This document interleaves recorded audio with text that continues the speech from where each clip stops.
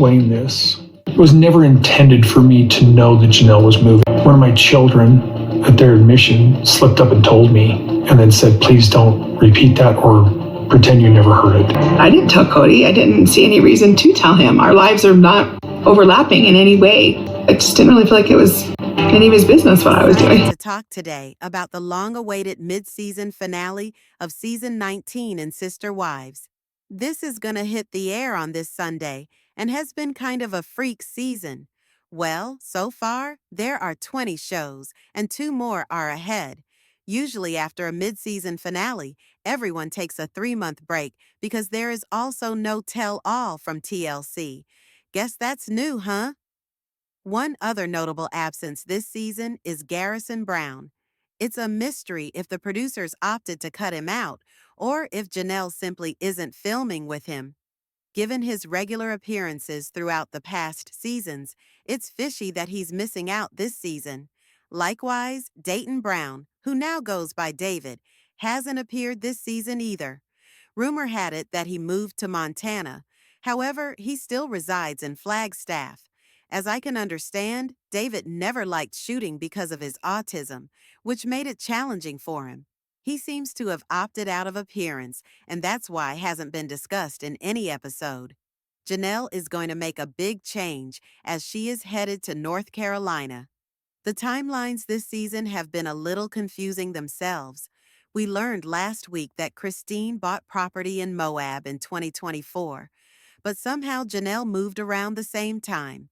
The segments of Kody and Robin were filmed way back in September 2023, which makes the storyline a bit inconsistent. Maybe the production is having a hard time piecing together enough content because the family isn't as open with the cameras these days. Kody's reaction to Janelle's move is worrisome. He says he wasn't supposed to know and only found out because one of his children, most probably Gwendolyn, slipped up.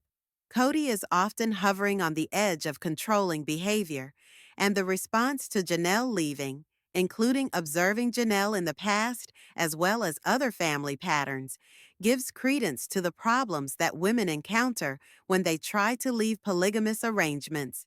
It's concerning at what level such control occurs, using tracking, intimidation, etc.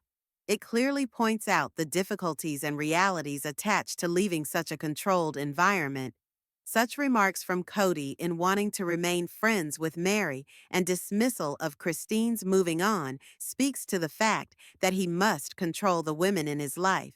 These dynamics are troubling and deserve a closer look as we continue watching this season unfold. What are your thoughts on all this? Let me know in the comments, and don't forget to subscribe for more updates and recaps. Stay tuned for Sunday's episode. It's bound to be, here's a more professional and structured version of your text. If he weren't on the show, I guarantee he wouldn't be making these statements. If you recall, when Mary went to the church to request a release, Dave Watson's daughter publicly stated that Kody was yelling at him about Christine, refusing to allow her to receive a release from him. Even after Christine left and moved on, Kody wanted to count her as part of his life. He didn't want her officially removed. He wanted to keep considering her one of his wives. Similarly, he has constantly said this season that he and Janelle will not get back together. He has told Robin to let it go, to move on, and that Janelle is done with him. He has declared that there's no possibility for reconciliation. As a matter of fact, he informed Robin that they needed to consider monogamy and that she needs to accept him as a monogamist. On the camera, though, he puts on an appearance of being a monogamist all along, even as he says something like, "You won't offend me if you say polygamy doesn't work." I think he is just covering his face, but does not tell his real heart. After saying over and over again, "Janelle and I are through," the day she finally walks out, without telling him, he acts as if it was a secret. But the truth is, it wasn't a secret. If they are no longer married or together, Janelle owes him nothing. She doesn't have to tell him if she's moving, buying property, going on vacation, or even dating. She owes him nothing. Their relationship has been contentious, and Kody was emotionally abusive to Janelle at times. It's clear that Janelle has put in boundaries not to engage with him in any way, just like Christine. The children also do not discuss things with Kody as they know how he would react to the information. That was it. And there, of course, is the knife in the kidneys speech, the yelling, the demands for patriarchy, and the verbal abuse generally, including such gems as, "You need to get a release. I didn't give you permission." That's the real Kody. What he's portraying now is nothing but a facade. Having spoken to numerous individuals who have left this culture, it's clear that these patterns are deeply ingrained in the system he adheres to. Although he is no longer practicing member of the church, Kody has been described as a fundamentalist for as long as anyone can remember.